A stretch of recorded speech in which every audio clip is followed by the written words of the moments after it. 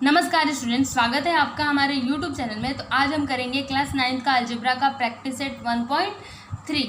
तो practice set के sums करने से पहले हम कुछ बेसिक चीज़ें हैं जो जान लेते हैं। तो देखिए यहाँ पे हमारा फर्स्ट वन क्या है, वेन डायग्राम्स। तो वेन डायग्राम क्या होता है, देखिए इससे हम सेट को रिप्रेजेंट करते हैं। जैसे हमने पिछले एक्सरसाइज में पढ़ा लिस्टिंग मेथड, उससे भी हम सेट को रिप्रेजेंट करते थे।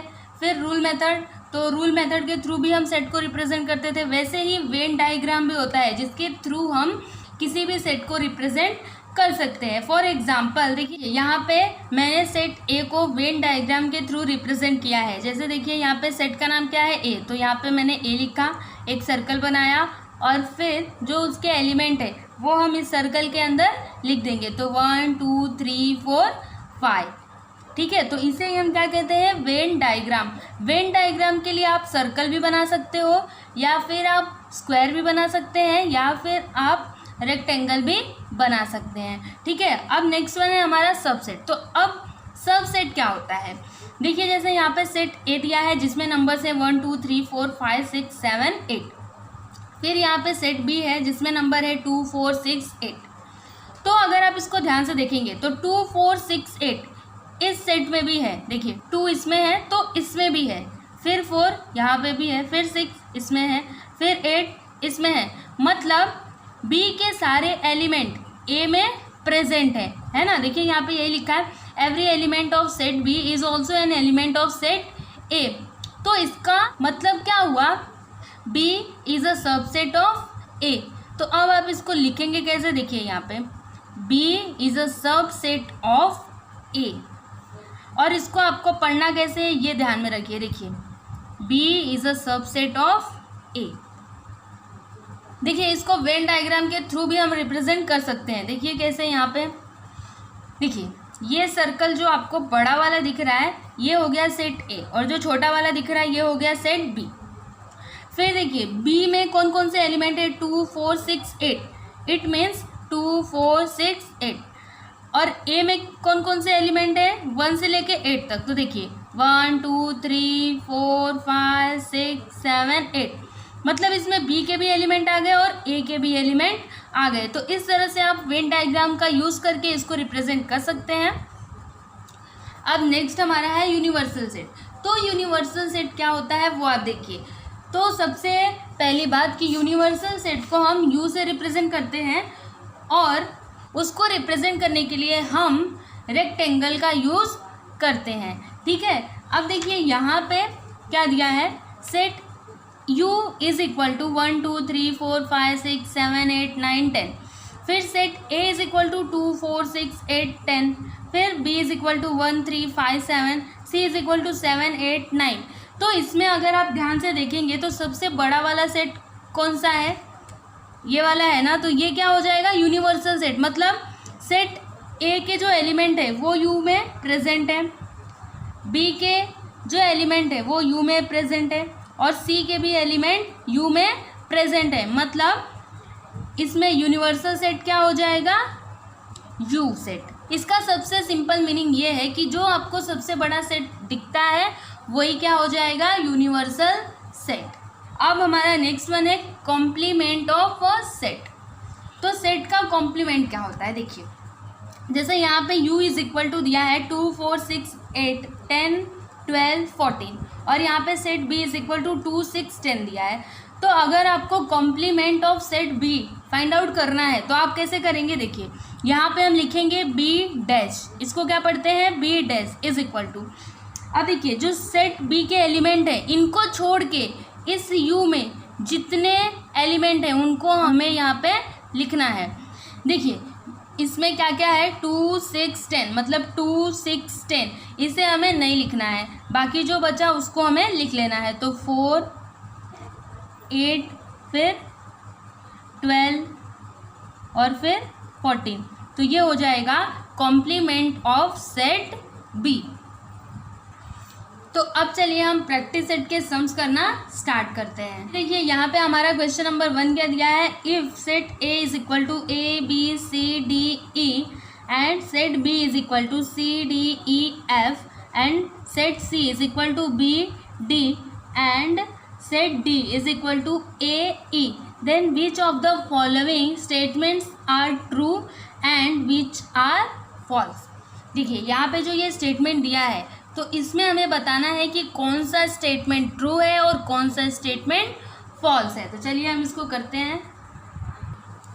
देखिए यहाँ पे हमारा फर्स्ट स्टेटमेंट क्या दिया है, C is a subset of B. तो देखिए सी बी का सबसेट कब होगा, जब इसके एलिमेंट बी में प्रेजेंट होंगे तब। तो देखिए सी में कौन कौन से एलिमेंट है, बी और डी। तो देखते हैं कि वो बी में है क्या।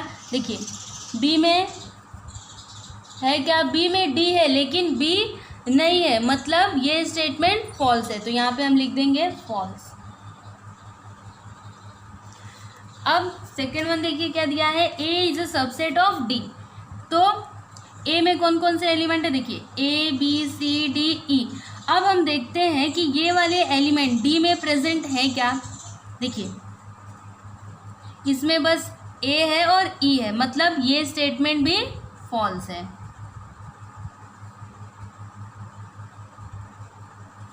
फिर third one, D is a subset of B. तो डी में कौन कौन से एलिमेंट है, ए और ई। तो देखिए बी में ए और ई है क्या, देखिए बी में ई तो है लेकिन ए नहीं है, मतलब ये स्टेटमेंट भी फॉल्स है। फिर फोर्थ वन देखिए, D is a subset of A. तो डी में कौन कौन से एलिमेंट है, ए और ई। तो हम देखते हैं कि सेट ए में ए और ई है क्या। देखिए यहाँ पे ए और यहाँ पे ई, मतलब ये स्टेटमेंट ट्रू है। तो यहाँ पे हम लिख देंगे ट्रू।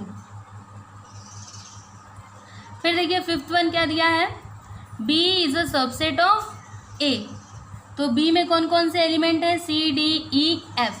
अब हम देखते हैं कि ए में C D E F present है क्या। तो देखिए सी है, डी है, ई है, लेकिन इसमें एफ नहीं है, मतलब ये स्टेटमेंट फॉल्स है।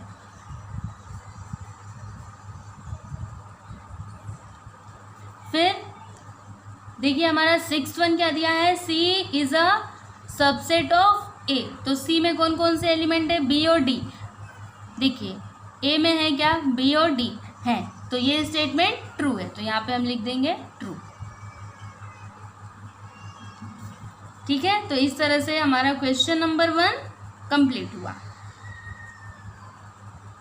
यहाँ पे हमारा क्वेश्चन नंबर 2 क्या दिया है, take the set of natural numbers from 1 to 20 as universal set and show set X and Y using Venn diagram. देखिए हमें यूनिवर्सल सेट लेना है जिसमें नेचुरल नंबर्स फ्रॉम 1 to 20 होने चाहिए और सेट एक्स और सेट वाई को हमें वेन डायग्राम की हेल्प से रिप्रेजेंट करना है। तो चलिए हम इसको करते हैं। ये देखिए यहाँ पे हमारा फर्स्ट वन क्या दिया है, set X is equal to X where X belongs to N and X greater than 7 but less than 15। तो इसको हम पहले लिस्टिंग फॉर्म में लिख लेते हैं। तो यहाँ पे हम लिखेंगे set X is equal to, देखिए यहाँ पे क्या बोला है, ग्रेटर देन 7, मतलब ये 8 से स्टार्ट होगा। तो 8, 9, 10, 11, 12, 13 एंड 14। देखिए इसमें 15 नहीं आएगा क्योंकि यहाँ पे क्या बोला है, लेस देन 15। तो 15 से लेस क्या है, 14। तो ये हो गया हमारा x का एलिमेंट। अब यूनिवर्सल सेट में हमें कौन कौन से एलिमेंट लेने हैं, देखिए यहाँ पे u is equal to, question में क्या बोला है कि नेचुरल नंबर्स फ्रॉम 1 to 20। तो 1 to 20 पूरे नेचुरल नंबर्स हमें लिख लेना है। तो यहाँ पे 1 2 3 4 5 6 7 8 9 10 11 12 13 14 15 16 17 18 19 एंड 20। ये हो गया। अब इसी को हमें वेन डायग्राम की हेल्प से रिप्रेजेंट करना है। तो चलिए हम करते हैं। तो ये देखिए ये हो गया वेन डायग्राम। तो ये हो जाएगा यूनिवर्सल सेट और ये हो जाएगा सेट एक्स। देखिए इस डायग्राम में हम वो वाले एलिमेंट लिखेंगे जो सेट एक्स में है। तो क्या क्या है, 8 9 10 11 12 13 14। तो यहाँ पे हम लिखते हैं 8 9 10 11, 12, 13 और 14। अब इसमें हम यूनिवर्सल सेट के एलिमेंट लिख देते हैं। तो क्या है यहाँ पे 1, फिर 2, फिर 3, फिर 4, 5, 6, 7, 8। देखिए 8 हमें नहीं लिखना है क्योंकि 8 हम पहले से लिख चुके हैं। 9 भी नहीं लिखना है, 10 भी नहीं लिखना है, 11 भी नहीं, 12 भी नहीं, 13 भी नहीं, 14 भी नहीं। अब 15 लिखना है। तो यहाँ पे 15, फिर 16, 17, 18, 19 एंड 20। ठीक है, इस तरह से हमारा फर्स्ट वन कंप्लीट हुआ। यहाँ पे हमारा सेकेंड वन क्या दिया है, set y is equal to Y where y belongs to N, y is prime number from 1 to 20। तो चलिए हम इसको लिस्टिंग फॉर्म में लिख लेते हैं। तो इसमें प्राइम नंबर्स आएंगे। तो प्राइम नंबर्स क्या होता है, जिसका केवल 2 ही फैक्टर हो, एक तो 1 और एक वो नंबर खुद। तो यहाँ पे आ जाएगा 2, 3, 5, 7, फिर 11 आ जाएगा, फिर 13 आ जाएगा, फिर 17, फिर 19। अब यूनिवर्सल सेट में कौन कौन से हमें एलिमेंट लिखने हैं, देखिए 1, 2, 3, 4, 5, 6, 7, 8, 9, 10, 11, 12, 13, 14, 15, 16, 17, 18, 19 एंड 20। अब इसको वेन डायग्राम की हेल्प से शो करना है। तो ये हो जाएगा यूनिवर्सल सेट और ये हो जाएगा सेट y। अब चलिए हम सेट y के एलिमेंट इसमें लिख लेते हैं। तो क्या क्या है, 2 है, 3 है, 5, 7, 11, 13, 17 एंड 19। अब u के एलिमेंट लिख लेते हैं। तो 1 आ जाएगा। देखिए 2 नहीं आएगा क्योंकि 2 हम पहले से लिख चुके हैं। 3 भी नहीं आएगा, 4 आएगा, फिर 5 नहीं आएगा, 6 आएगा, 7 नहीं आएगा, 8 आएगा, 9, फिर 10, 11 नहीं लिखेंगे क्योंकि हमने यहाँ पे लिखा हुआ है। 12, 13 नहीं आएगा, 14, फिर 15, 16, 17 नहीं आएगा क्योंकि हमने लिखा हुआ है। 18, 19 नहीं आएगा, 20। ठीक है, तो ये देखिए हमारा सेकेंड वन भी हो गया। देखिए यहाँ पे हमारा क्वेश्चन नंबर 3 क्या दिया है, set u is equal to 1, 2, 3, 7, 8, 9, 10, 11, 12। Set p is equal to 1, 3, 7, 10। Then first one क्या दिया है, देखिए show the sets u, p and p dash by Venn diagram.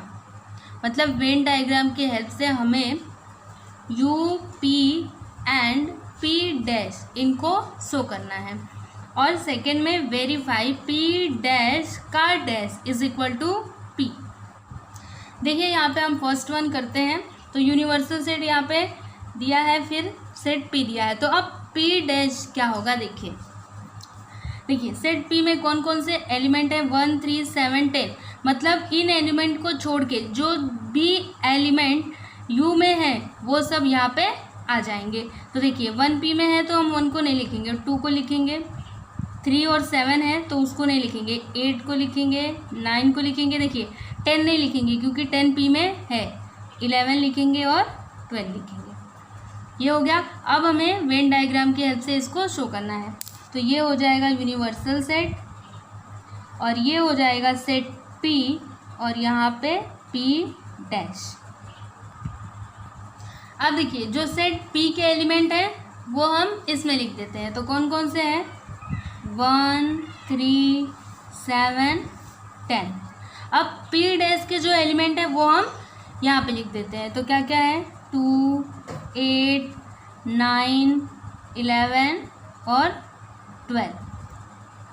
तो ये अपने आप ही यूनिवर्सल सेट हो जाएगा। देखिए कैसे, 1 तो इसमें भी, फिर 2, फिर 3, फिर 7, फिर 8, फिर 9, फिर 10, फिर 11 और फिर 12। ठीक है, तो ये हमारा फर्स्ट वन हो गया। अब हम सेकेंड वन करते हैं। ये देखिए यहाँ पे हमारा सेकेंड वन क्या दिया है, वेरीफाई पी डैश का dash is equal to P. तो देखिए यहाँ पे यूनिवर्सल सेट दिया है और यहाँ पे पी दिया है, तो पी क्या दिया है पहले हम वो लिखते हैं। यहाँ पे देखिए set P is equal to 1 3 7 10, ये हो जाएगा हमारा इक्वेशन नंबर 1। अब हम पी डैश यहाँ पे लिखते हैं, तो पी डैश मतलब क्या होगा, यूनिवर्सल सेट के वो एलिमेंट जो सेट पी में ना हो। तो इसमें हम लिखेंगे 2 3 नहीं, 7 भी नहीं, 8 9 11 एंड 12। अब पी डैश का डैश, तो इसमें हमें वो एलिमेंट लिखने हैं जो पी डैश में ना हो। तो क्या क्या नहीं है, देखिए इसमें 1 नहीं है तो 1 लिख लेंगे, 2 है तो 2 को नहीं लिखेंगे, 3 नहीं है तो 3 को लिख लेंगे, फिर 7 को लिख लेंगे, फिर 8 को नहीं लिखेंगे, 9 को भी नहीं लिखेंगे, 10 को लिख लेंगे, 11 और 12 इसमें है तो हम नहीं लिखेंगे। ये हो जाएगा हमारा इक्वेशन नंबर 2। तो यहाँ पे देखिए पी के एलिमेंट और पी डैश के एलिमेंट दोनों क्या है, सेम सेम है, मतलब दोनों इक्वल है। तो यहाँ पे हम लिखेंगे from equation 1 and 2 P dash का dash is equal to P. ठीक है, तो इस तरह से हमारा सेकेंड वन भी कंप्लीट हुआ। अब देखिए हमारा फोर्थ क्वेश्चन क्या दिया है, set A is equal to 1 3 2 7 then write any 3 subsets of A. तो ए का हमें 3 सबसेट लिखना है। तो चलिए यहाँ पे हम लिखते हैं, पहले हम यहाँ पे लिख देंगे कि 3 सबसेट्स ऑफ सेट ए। तो यहाँ पे हम नाम लिख देते हैं सेट का एस। तो set S is equal to, तो इसमें आप 1 लिख सकते हैं क्योंकि सेट एस ए का सबसेट हो सकता है। क्यों? क्योंकि जो सेट एस में एलिमेंट है वो ए में भी प्रेजेंट है। फिर सेकेंड हमारा हो जाएगा set H is equal to, आप इसमें से कोई भी एलिमेंट लेके लिख सकते हैं। तो यहाँ पे हम ले लेते हैं 3 और 2। फिर set X is equal to, यहाँ पे हम ले सकते हैं 1 एंड 7। तो ये हो गए 3 सबसेट ऑफ सेट ए। देखिए ये क्या है, ओपन एंडेड क्वेश्चन है, मतलब इसका आंसर आप खुद से भी लिख सकते हैं। जैसे आप चाहे तो 2 और 7 को ले सकते हैं या फिर 3 2 7 को ले सकते हैं, वो आपके ऊपर है। देखिए यहाँ पे हमारा क्वेश्चन नंबर 5 का 1 क्या दिया है, right the subset relation between the sets. यहाँ पे सेट्स दिए हैं और हमें उनका सबसेट रिलेशन बताना है। तो चलिए हम इसको सॉल्व करते हैं। देखिए यहाँ पे क्या क्या दिया है, P is the set of all residents in Pune, मतलब जो पुणे में रहने वाले हैं उनका सेट क्या है P। फिर M is the set of all residents in Madhya Pradesh, अब जो मध्य प्रदेश में रहने वाले हैं उनका सेट क्या है M। I is the set of all residents in Indore, B is the set of all residents in India and H is the set of all residents in Maharashtra। अब देखिए यहाँ पे first one P is the set of all residents in Pune, तो पुणे कहाँ आता है, महाराष्ट्र में, मतलब सेट P H का सबसेट हो जाएगा। तो हम यहाँ पे लिखेंगे P is a subset of H, ये हो गया।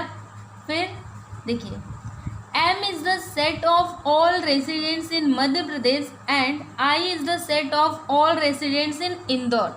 अब देखिए इंदौर किस में आता है, मध्य प्रदेश में, मतलब I M का सबसेट हो जाएगा। तो हम यहाँ पे लिखेंगे I is a subset of M। फिर देखिए यहाँ पे क्या दिया है, B is the set of all residents in India, मतलब P B का सबसेट होगा, M भी B का सबसेट होगा, I भी B का सबसेट होगा और H भी B का सबसेट होगा, क्योंकि ये जो सारे प्लेसेस हैं ये सारे इंडिया में ही आते हैं। तो यहाँ पे हम लिखेंगे P is a subset of B, फिर M is a subset of B, फिर I is a subset of B, फिर यहाँ पे क्या है, H is a subset of B. तो ये हमारा फर्स्ट वन का आंसर हो गया। आप देखिए सेकेंड वन क्या दिया है, which can be the universal set for above sets. मतलब ये जो सारे सेट हैं इनमें यूनिवर्सल सेट कौन सा सेट होगा, बी होगा, क्योंकि बी में क्या दिया है, ऑल रेसिडेंट्स इन इंडिया। तो इंडिया में ही पुणे आता है, मध्य प्रदेश आता है, इंदौर आता है और महाराष्ट्र आता है। तो यहाँ पे हम लिखेंगे इसका answer, set B can be the universal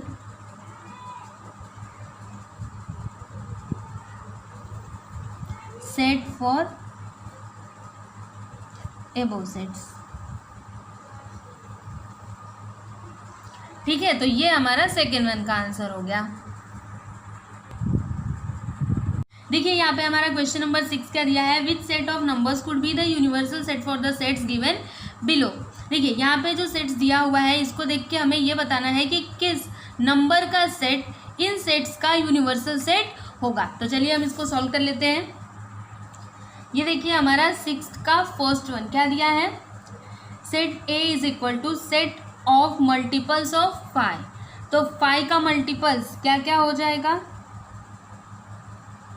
5 होगा, 10 होगा, 15, 20, ऐसे ही आगे ये बढ़ता जाएगा।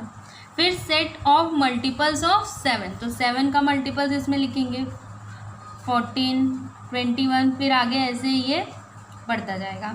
सेट ऑफ मल्टीपल्स ऑफ 12, तो क्या हो जाएगा, set C is equal to 12, 24, 36, फिर आगे ये ऐसे ही बढ़ता जाएगा।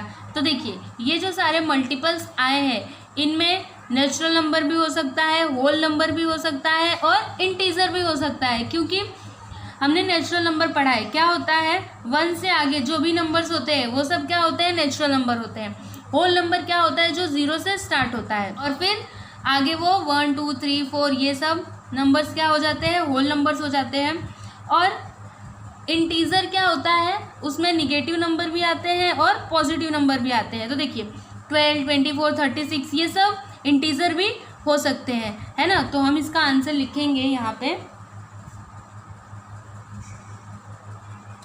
For set A B and C we can take any one of the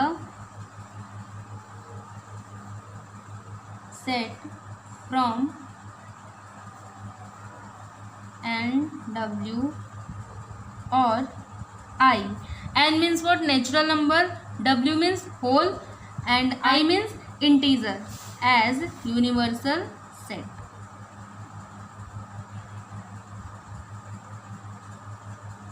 देखिए हम सेट ए बी और सी के लिए चाहे तो नेचुरल नंबर का सेट भी ले सकते हैं एज अ यूनिवर्सल सेट, या फिर होल नंबर का, या फिर इंटीजर का। तो ये हमारा फर्स्ट वन हो गया। अब चलिए हम सेकेंड वन देखते हैं। ये देखिए यहाँ पे हमारा सेकेंड वन क्या दिया है, set P is equal to set of integers which are multiples of 4। तो 4 का मल्टीपल क्या क्या हो जाएगा, 4, 8, 12, ऐसे ही आगे ये बढ़ता जाएगा। फिर set of all even squares number, तो क्या क्या हो जाएंगे, इवन नंबर क्या होता है, 2 होता है, 4 होता है, 6 होता है, जो डिविजिबल बाय 2 हो उसे हम क्या कहते हैं, इवन नंबर। फिर यहाँ पे क्या है, स्क्वायर, तो उसका स्क्वायर, तो 2 का स्क्वायर क्या हो जाएगा, 4, फिर 4 का क्या हो जाएगा, 16, फिर उसके बाद 6 का स्क्वायर क्या होता है, 36, ऐसे ही ये आगे ये बढ़ता जाएगा। तो इसमें देखिए नेचुरल नंबर भी आ सकते हैं, होल नंबर भी आ सकते हैं और इंटीजर भी इसमें आ सकता है। तो इसका आंसर हम क्या लिखेंगे, देखिए for set P and T we can take any one of the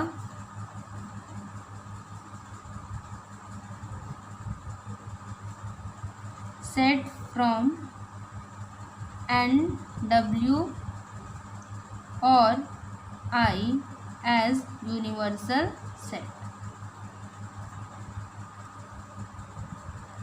मतलब इन सेट्स का यूनिवर्सल सेट या तो नेचुरल नंबर का सेट हो सकता है, या फिर होल नंबर का सेट हो सकता है, या फिर इंटीजर का सेट हो सकता है। तो ये देखिए यहाँ पे हमारा सेकेंड वन का सॉल्यूशन। देखिए यहाँ पे हमारा 7th क्वेश्चन क्या दिया है, let all the students of a class is an universal set. मतलब क्लास के सभी बच्चे क्या है, universal set. Let set A be the students who secure 50% और मोर मार्क्स इन मैथ्स। और सेट ए क्या हो जाएगा, जिन बच्चों ने 50% या फिर उससे ज़्यादा मार्क्स मैथ में लाया है वो क्या हो जाएगा, सेट ए। फिर then write the complement of set A. तो हमें कॉम्प्लीमेंट ऑफ सेट ए बताना है। देखिए यहाँ पे यूनिवर्सल सेट क्या हो जाएगा, all the students of a class. तो हम यहाँ पे लिखेंगे all the students of a class.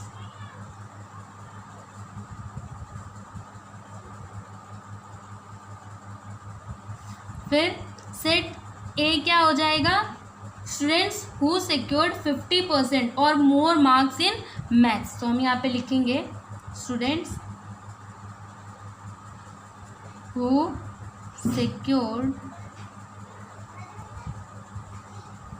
50% और मोर मार्क्स इन मैथ। तो ए डैश क्या होगा, मतलब कॉम्प्लीमेंट ऑफ ए। तो देखिए यहाँ पे यूनिवर्सल सेट क्या दिया है, all the students of a class. फिर set A students who secured 50% और मोर मार्क्स इन मैथ्स। तो ए डैश क्या हो जाएगा, students who secured less than 50% marks in maths, क्योंकि वही स्टूडेंट्स बचेंगे ना। तो यहाँ पे हम लिखेंगे students who secured less than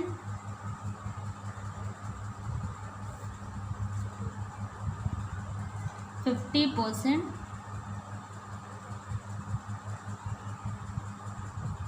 marks in maths. तो इस तरह से हमारा प्रैक्टिस सेट 1.3 कंप्लीट हुआ। तो अगर आपको ये वीडियो अच्छा लगा तो आप हमारी वीडियो को लाइक कर दीजिए, शेयर कीजिए और चैनल को सब्सक्राइब करना ना भूलें। Thank you.